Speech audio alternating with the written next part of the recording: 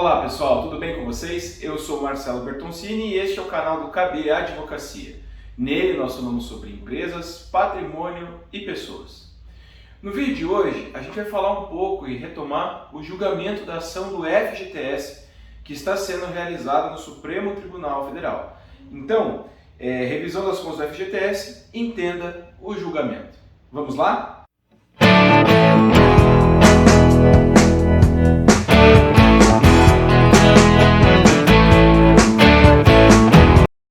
Então, pessoal, como comentamos em alguns vídeos no começo do ano, mais precisamente ali em torno do mês de abril, no primeiro semestre de 2023, teve início o julgamento das ações, da ação, na verdade, de revisão das contas do FGTS.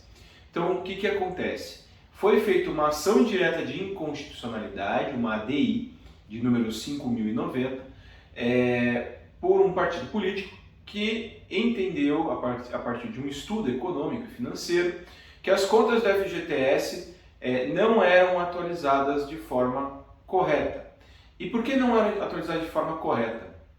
Porque o índice de correção das contas do FGTS, que é de 3% ao ano, mais a TR, taxa referencial utilizada como índice, não reflete o percentual de inflação.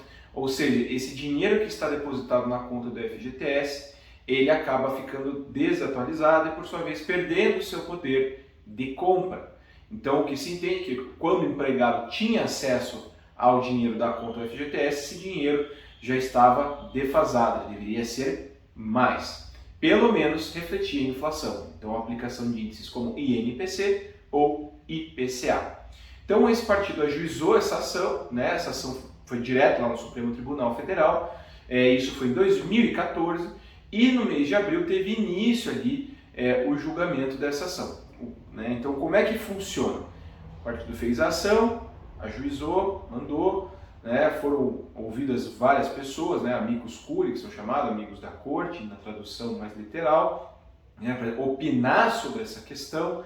Foi ouvida a Procuradoria-Geral da República também, para dar o seu parecer sobre o que entendia constitucional ou não, afinal, a discussão é que a taxa referencial ATR é inconstitucional para este caso, e que deveria então ser aplicado o outro índice. Então, dadas essas opiniões, foi a julgamento, o julgamento iniciou no mês de abril e nós tivemos ali um pedido de vistas. Então, o que é isso? 2 ministros votaram e houve um pedido de um terceiro ministro, para analisar um pouco mais a questão. Então, o primeiro ministro, que é o ministro relator, no caso é o ministro Luiz Roberto Barroso, votou dizendo que a TR de fato não atualiza de forma interessante, de uma forma economicamente benéfica, a conta do FGTS, e que por isso não deveria ser aplicado. Mas ele entendeu que o que deveria ser aplicado são os índices de correção da caderneta de poupança. Então, nem INPC, nem IPCA-E.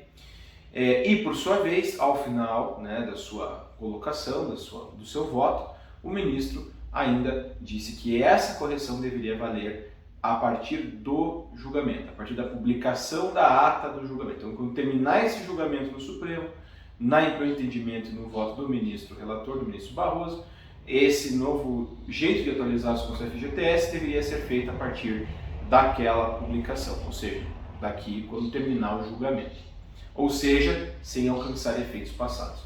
O ministro André Mendonça foi o segundo a votar, acompanhou o ministro Barroso, só fez um adendo ali dizendo que a TR é de fato inconstitucional para atualizar essas contas. E aí o ministro Nunes Marques pediu vistas.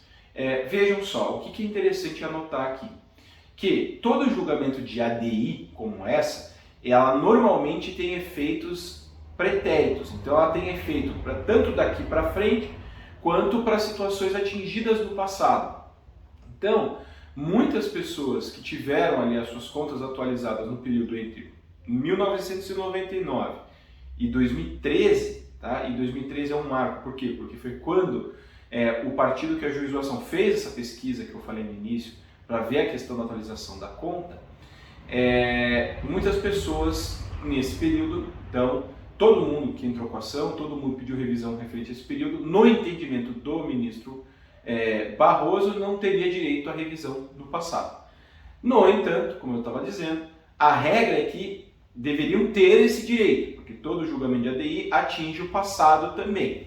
Só que aí os ministros podem modular efeitos, como eu comentei, o modular efeitos é justamente esse, causar efeito a decisão a partir daqui para o futuro e não atingindo o passado.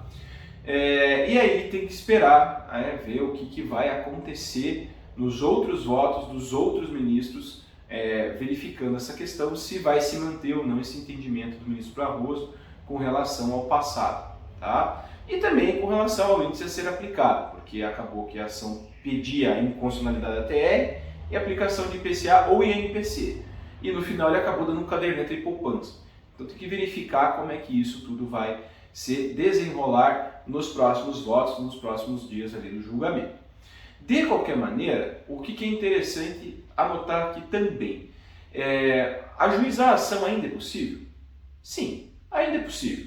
Tá? Apesar do voto do ministro relator com relação ao passado, né, é importante verificar que, eventualmente, pedir essa revisão antes do julgamento é mais benéfico, porque daí você consegue muitas vezes garantir esse passado se outro ministro, né, se ninguém mais acompanha o ministro Barroso, decidir por um outro marco temporal de atingimento dessas contas e assim por diante. Né? Então, vale a pena sim ainda ajuizar essas ações.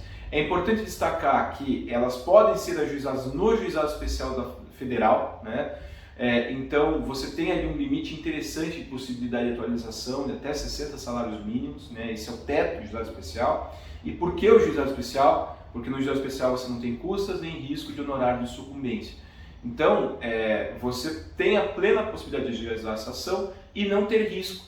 Então às vezes vale a pena ali refletir melhor, eventualmente ajuizar e ver depois o que dá no julgamento. Porque também, se o julgamento for no entendimento de inconstitucionalidade da TR, né, e atualização daqui para frente, você não vai perder e não vai ganhar nada com relação ao passado. Vai ficar igual ao que já foi e ao que já estava. Se por um acaso reverter de outro lado, então você vai ter esse possível benefício. Agora, se também não reverter, manter a situação só para o futuro e assim por diante, se for no juizado especial, você não vai ter risco nenhum de pagar para a União um honorário de sucumbência, nem de pagar as custas do processo indo pelo juizado. Então, pessoal, esse é o panorama do julgamento até o momento. É importante verificar e seguir acompanhando e refletir se é o seu desejo ou não fazer esse pedido. Tá certo? Procure um especialista para acompanhar essa situação, afinal de contas pode ser sim uma grande vantagem a depender do resultado do julgamento do Supremo Tribunal Federal.